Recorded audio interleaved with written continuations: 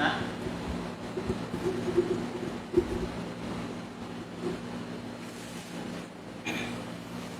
Bismillahirrahmanirrahim.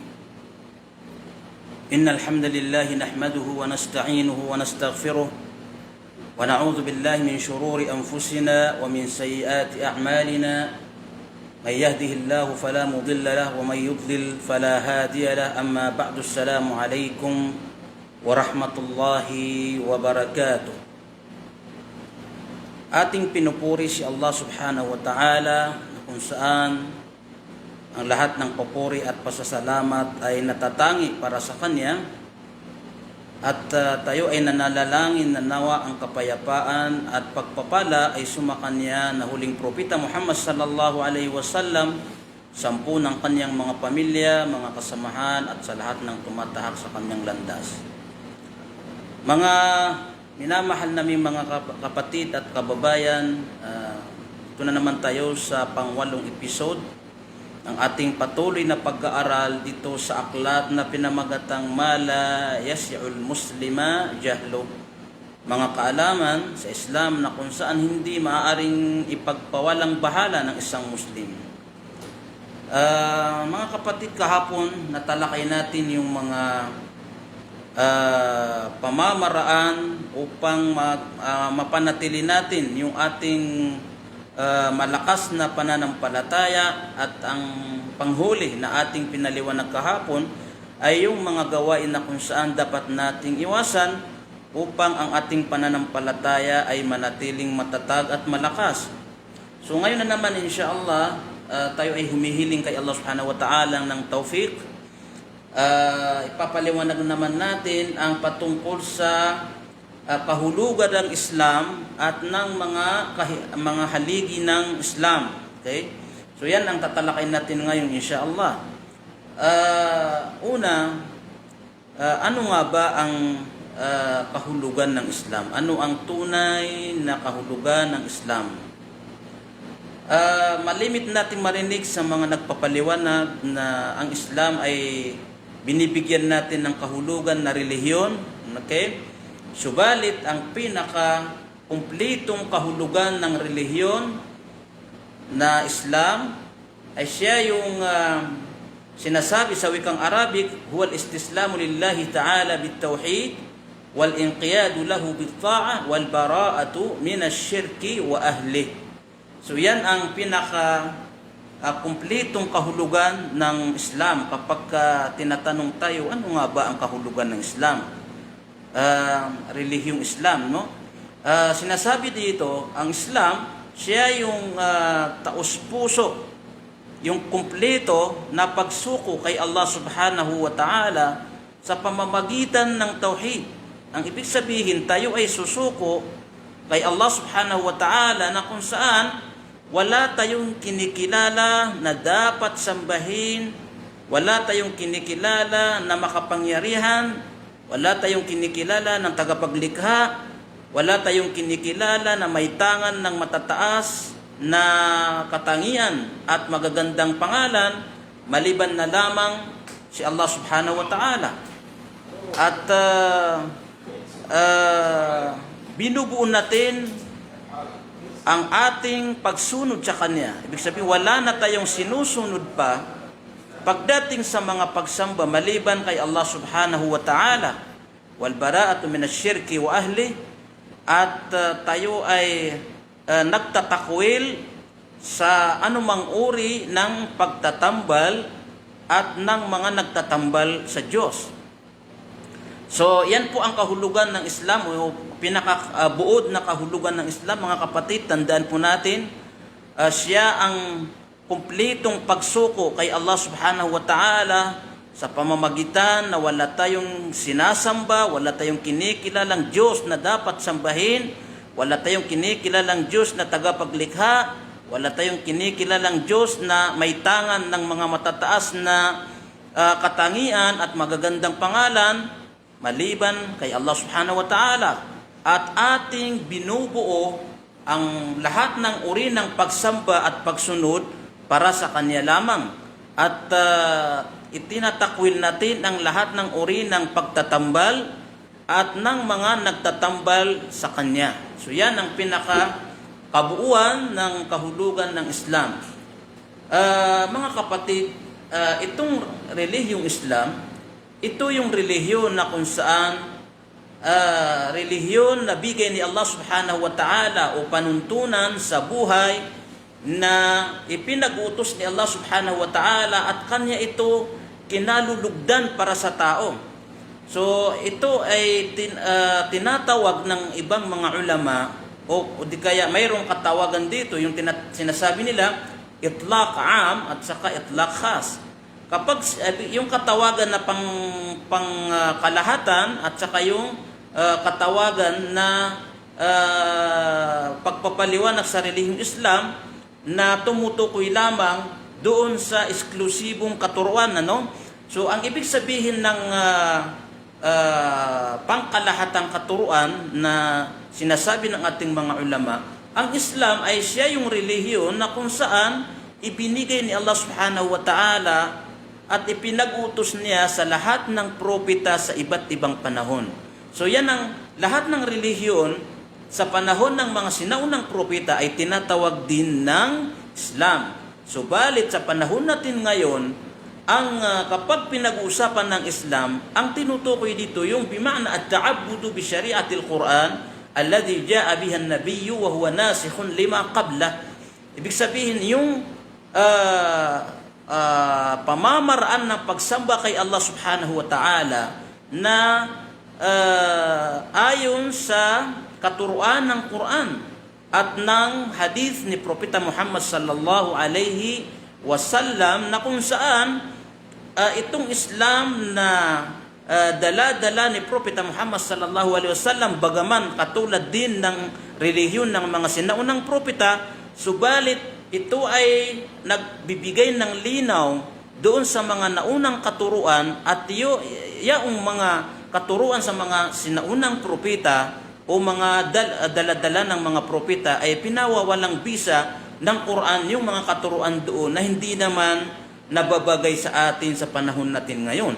So kaya ngayon ang tinatawag natin ang Quran, siya ang huling banal na kasulatan na ibinaba ni Allah subhanahu wa ta'ala sa sangkatauhan na kung saan lahat ng batas at katuruan na kakailanganin natin ay nariyan na sa Quran na kung saan hindi na natin kailangan tumingin pa sa mga naunang kasulatan. Okay.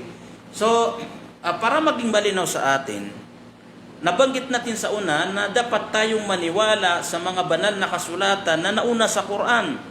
So wala pong kontradiksyon, tayo ay naniniwala na may mga banal na kasulatan na ipinadala ni Allah subhanahu wa ta'ala sa mga sinaunang propeta. Naniniwala tayo riyan. Subalit, itong Quran na huling aklat o banal na aklat na ipinadala ni Allah subhanahu wa ta'ala, narito na lahat ang mga katuruan na dapat tahakin ng tao na kung saan sapat na sa atin, hindi na kailangan natin na balikan pa yung mga naunang kasulatan. Yun ang ibig sabihin doon. Kaya sinasabi rito na may dalawang sakop na kahulugan nitong Islam, no? Sakop nitong kahulugan ng Islam ang dalawang sinasabi ng mga ulama natin, yung mga paniniwala sa sinaunang panahon, no? Ang paniniwala ng mga propeta noong unang panahon na kung saan sinasabi natin lahat ng mga propeta na nauna kay Propeta sallallahu alaihi wasallam, sila rin ay mga Muslim at ng kanilang relihiyon na dala-dala ay Islam. Subalit, mayroong mga katuruan noong unang panahon na hindi naman natin ina-adapt sa ngayon sapagkat iba na ang kalagayan ng mundo, hindi katulad ng naunang panahon. Kaya sinasabi ng mga ulama natin na ang ibig sabihin ng Islam na ating pinag-uusapan sa ngayon ay ito yung katuruan na angkop sa nasusulat sa Quran at sa hadith ni Propeta sallallahu alaihi wasallam na kung saan pinapawalang bisa niya yung mga naunang batas, no, sa mga naunang propeta. So ito yung tinutukoy natin na sinasabi ng mga ulama na itlaq al-khas.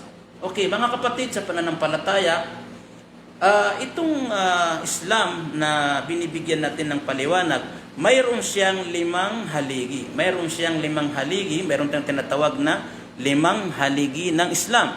Una, yung asyhadatan, yung pagsaksi na walang tunay na Diyos na dapat sambahin maliban na lamang kay Allah subhanahu wa ta'ala, at si Propeta Muhammad sallallahu alaihi wasallam ay kaniyang huling sugo. Yan ang ibig sabihin na syahadatan na dapat tanggapin, dapat paniwalaan ng sinumang Muslim upang tayo ay maging tunay na mananampalataya kay Allah subhanahu wa ta'ala. Dapat tayong sumaksi na walang tunay na Diyos na dapat sambahin maliban na lamang kay Allah subhanahu wa ta'ala, at si Propeta Muhammad sallallahu alaihi wasallam ay kaniyang huling sugo. So yan ang una sa mga haligi ng Islam. Pangalawa, iqamus sala, yung pagtataguyod ng sala, yung pagtataguyod ng 5 sala sa maghapon. Pangatlo, yung pagbibigay ng zaka. Ibig sabihin ng zaka, ito yung labis na kayamanan ng mga mayayaman na kung saan kinukuha sa kanila para naman ipamahagi sa mga kapuspalad ng mga Muslim.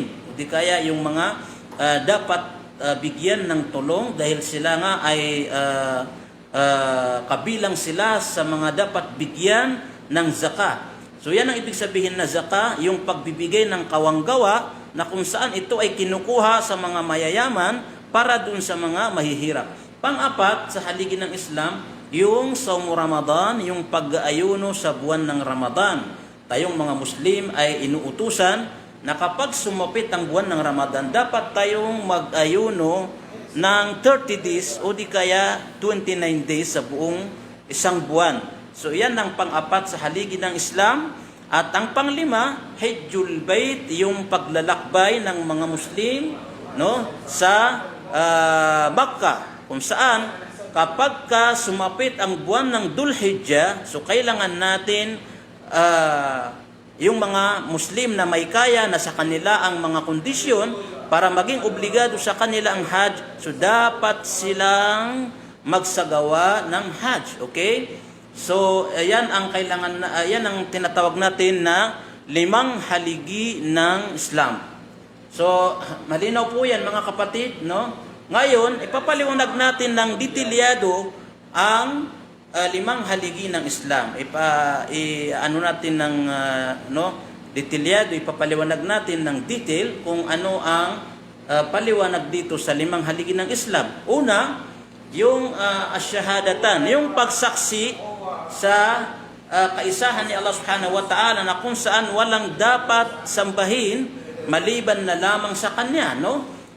Sinasabi rito na ang detail na kahulugan nito ay siya yung pagkakaroon ng pinakamatatag, pinakamatibay na paniniwala sa kaisahan ni Allah subhanahu wa ta'ala na kung saan wala tayong dapat sambahin maliban na lamang sa Kanya, at tayo ay dapat maniwala na ang lahat ng sinasamba bukod pa kay Allah subhanahu wa ta'ala ay hindi makatotohanan, ito ay lihis na paniniwala. So yan ang ibig sabihin na paniniwala kay Allah subhanahu wa ta'ala, yung paniniwala na sinasabi natin na wala tayong dapat sasambahin maliban na lamang kay Allah subhanahu wa ta'ala. Okay, mga kapatid, itong paniniwala kay Allah subhanahu wa ta'ala, upang maging matibay at matatag, kailangan natin ang 7 kondisyon, no? Mayroon tayong 7 kondisyon na kailangan maging kondisyon ito sa ating paniniwala para maging matibay nga ang ating paniniwala kay Allah subhanahu wa ta'ala. Una, al-ilm, no? Yung pagkakaroon ng sapat na kaalaman para kay Allah subhanahu wa ta'ala. So ano ang aalamin natin kay Allah subhanahu wa ta'ala? Dapat alam natin kung ano ang ating Diyos na sinasamba. Kung paano niya pinakilala ang kaniyang sarili sa Quran, paano niya pinakilala ang kaniyang sarili sa pamamagitan ng paliwanag ni Propeta sallallahu alaihi wasallam, at paano niya pinakilala yung kaniyang mga katangian, yung kaniyang mga pangalan, yung kaniyang mga kautusan, at yung kanyang mga ipinagbabawal. Dapat alam natin yan para maging matatag ang ating pananampalataya sa Kanya. Pangalawa, al-yaqin, no?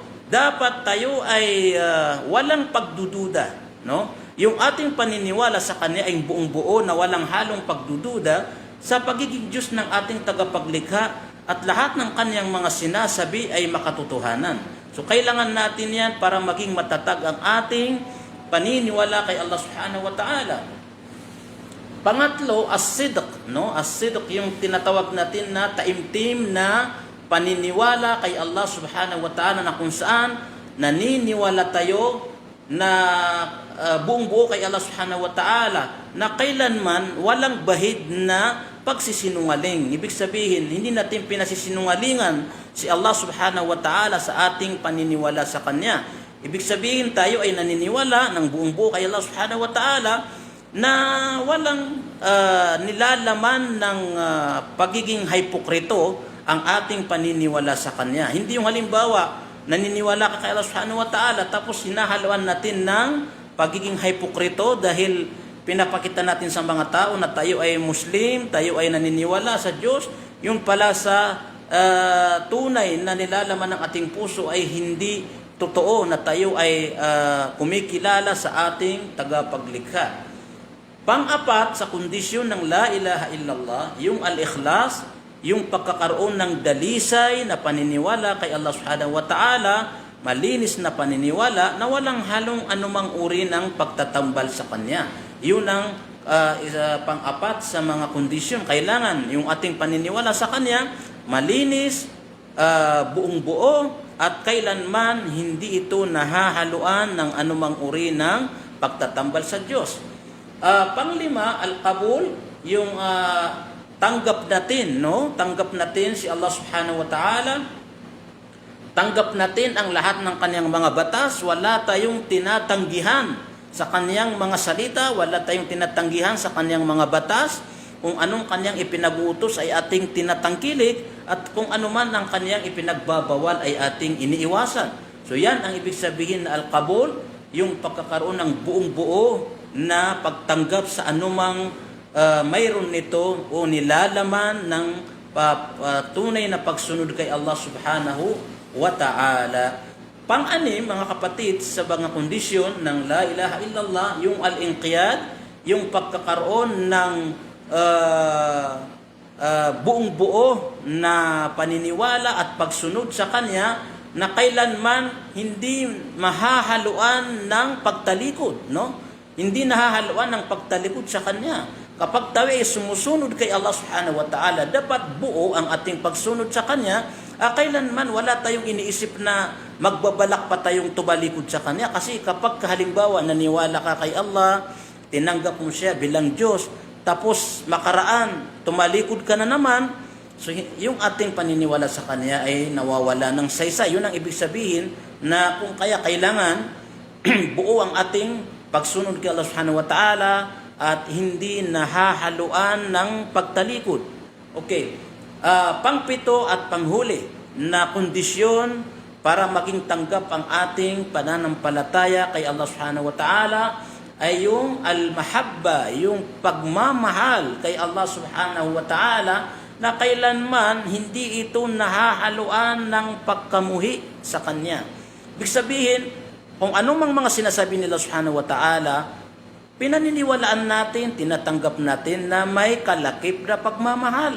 Kung ano man ang Kanyang ipinag-utos ay sinusunod natin na may kalakip na pagmamahal. Hindi yung napipilitan lang tayo o di kaya pag narinig natin yung mga salita ni Allah, pag narinig natin yung mga kautusan niya, yung Kanyang mga ipinagbabawal ay nakakaramdam pa tayo ng pagkamuhi sapagkat ito ay hindi marapat sa isang Muslim. So mga kapatid, yan ang sinasabi natin na 7 kondisyon upang maging matatag ang ating paniniwala kay Allah subhanahu wa ta'ala na kung saan tinatawag natin ito sa wikang Arabic na syurut la ilaha illallah. Yan ang 7 kondisyon na kailangan magkaroon tayo para maging matatag ang ating paniniwala kay Allah subhanahu wa ta'ala. Okay. Dito naman sa Pangalawa, na pagsaksi, yung pagsaksi kay Propeta Muhammad sallallahu alaihi wasallam, kailangan tayo magkaroon ng paniniwala na sinasabi rito, wa anna Muhammadan abduhu wa rasuluhu, ay al-iqraru bi anna an-nabiyya huwa khatamun nabiyyin wa huwa al-matbu' fi hadhihi ash-shari'a fayuta'u bima amar wa yuntaha amma naha anhu wa zajar wa yusaddaqu fi kulli ma akhbar. So yan ang tunay na pagsunod kay Propeta sallallahu alaihi wasallam, yung pagkakaroon ng taimtim na paniniwala na walang propeta na darating pa pagkaraan ni Propeta sallallahu alaihi wasallam. Siya ang huling propeta na ipinadala ni Allah subhanahu wa ta'ala. Dapat natin sundin ang kanyang mga batas. Dapat natin sundin ang kanyang itinuro na mga batas sa atin, no? Sa lahat ng aspeto ng buhay natin, na kung anong itinuro ni Propeta Muhammad sallallahu alaihi wasallam na dapat natin gawin, ay dapat natin sundin. At dapat din natin iwasan ang anumang ipinagbabawal sa atin ni Propeta sallallahu alaihi wasallam. Kabilang din yan sa tunay na pagsunod kay Propeta sallallahu alaihi wasallam. Wa yusaddaqu fi kulli ma akhbar, at paniwalaan natin si Propeta sallallahu alaihi wasallam sa lahat ng kanyang mga ibinabahagi o ibinahagi na mga kaalaman at mga kwento patungkol sa ating pananampalataya. So wala tayong dapat pasinungalingan sa lahat ng pahayag ni Propeta sallallahu alaihi wasallam, sapagkat yan ang tunay na mananampalataya. Okay, dito naman tayo sa pangalawa sa haligi ng Islam, yung as-sala, no? Ang sala, alam natin yan, ito yung pagtataguyod ng 5 bisis na sala sa maghapon. So kailangan sa isang Muslim ay sikapin nating maitaguyod ang 5 sala sa maghapon. Itong sala na ito, mga kapatid, mayroon tayong mga syurut, mayroon tayong mga kondisyon na kailangan natin gawin bago tayo magsagawa ng sala. Hindi maarapat sa isang Muslim na nagsasala na hindi niya ginagawa itong mga kondisyon. Sapagkat kapag tayo ay nagsala na hindi natin ginawa itong mga kondisyon ating babanggitin, so ang sala natin ay walang saysay, no? Una sa mga kondisyon, yung takunu min al-hadath al-asghar bil-wudu, min al-hadath al-akbar bil-ghusli, wa min an-najasati bi-izalatiha. Kailangan bago tayo magsagawa ng sala, tiyakin natin na tayo ay malinis, no? Malinis tayo, nakapagsagawa tayo ng wudu. Kung tayo ay nasa estado ng hadathul asghar, ibig sabihin wala tayong nagagawa na mabigat na dumi, no? Papaliwag natin yan. Ano ibig sabihin na hadathul asghar? Ito yung kalagayan natin na nasa normal tayong kalagayan, hindi tayo nakipagtalik sa mga kababaihan, hindi sila nanganak, hindi sila kumbaga dinatnan ng rigla. So kapag ang tao ay ganun ang kanyang kalagayan, hindi nakipagtalik sa asawa, hindi dinatnan ng buwan ng dalaw sa mga kababaihan, o hindi dinatnan ng dugo sa hinang panganganak, so ang tawag natin doon ay hadathul asghar. So sa ganitong kalagayan, kung tayo ay gustong magsagawa ng sala, ang tanging gagawin lang natin ay magsagawa tayo ng wudu, ablution. So sapat na yon. Ngunit kapag tayo na naman ay galing sa pakikipagtalik sa asawa, no? O di kaya na naginip tayo na mayroon tayong ginawa at tayo ay nilabasan, o di kaya yung mga kababaihan na dinatnan ng buwan ng dalaw, o di kaya yung mga kababaihan na bagong panganak, no?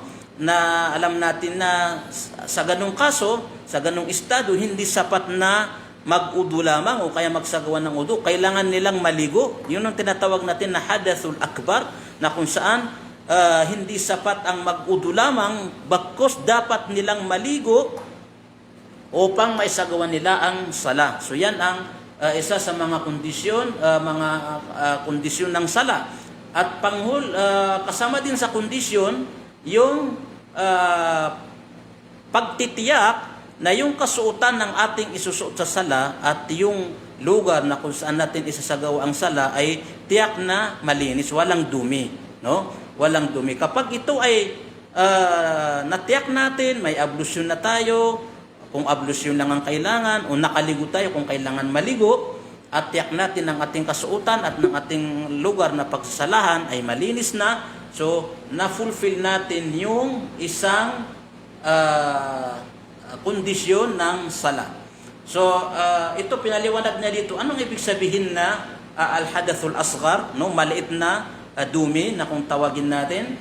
Sabi dito, fawa ma yajibu lahu al-wudu wa yusamma binawaqid al-wudu wa hiya ahadul umuri al-atiyah. So ibig sabihin, ang katulad ng paliwanag natin sa kanina, ang tinutukoy dito na hadathul asghar, siya yung kalagayan, estado ng tao na tanging ang kailangan laang na gawin niya ay mag-ablusyon, magsagawa ng wudu. Hindi na kailangan maligo. Tulad halimbawa sabihin niya ng nakaihi, nakadumi, nakautot, no? Yung may kunting lumabas sa kanyang masilang bahagi na sanhi ng pag-iisip, no? Yung paghawak ng masisilang bahagi, no? Kapag nahawakan natin ng masilang bahagi, at yung pagtulog, pag natulog tayo ng mahimbing, hanggat sa nawala ang ating malay, yung pagkawala ng malay, sanhi ng pagkahilo, o di kaya nakulaps tayo, nawalan tayo ng malay. So itong mga ganitong sitwasyon, halimbawa, narito ka sa ganitong estado, ang tanging kailangan lang natin ay magsagawa ng wudu. Yun ang ibig sabihin na hadathul asghar.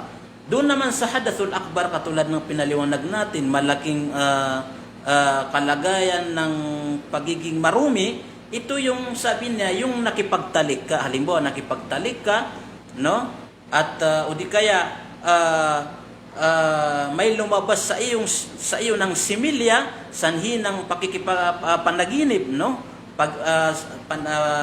Sanhi ng masamang panaginip, o di kaya ginawa mo ito na ayon sa sarili mong kagustuhan, no? At yung pagkakaroon ng dugo ng mga kababaihan, sanhi ng buwan ng dalaw, at yung sinasabi natin na sanhi ng panganganak, so ito yung mga dapat maligo, no? Hindi sapat na mag-ablus yung kalaang, kailangan mong maligo sapagkat ikaw ay nasa estado ng hadathul akbar. Gayon din ang mga bagong yakap sa Islam. Kung halimbawa yung makap ka sa Islam, dapat kang maligo muna bago ka magsagawa ng sala.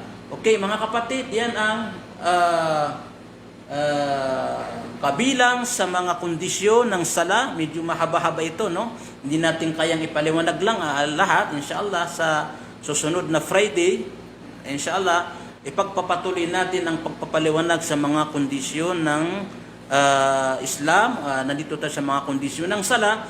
So, tapos na ang 30 minuto na ating inilalaan dito sa pag-aaral. Nawa gantimpalan tayo ni Allah subhanahu wa ta'ala sa ating patuloy na pagsubaybay at paglilikom ng kaalaman sa ating relihiyong Islam, na wala tayong pakay dito kundi paano natin maisabuhay ang Islam sa tamang katuruan ni Propeta sallallahu alaihi wasallam at ayon sa kagustuhan ni Allah subhanahu wa ta'ala.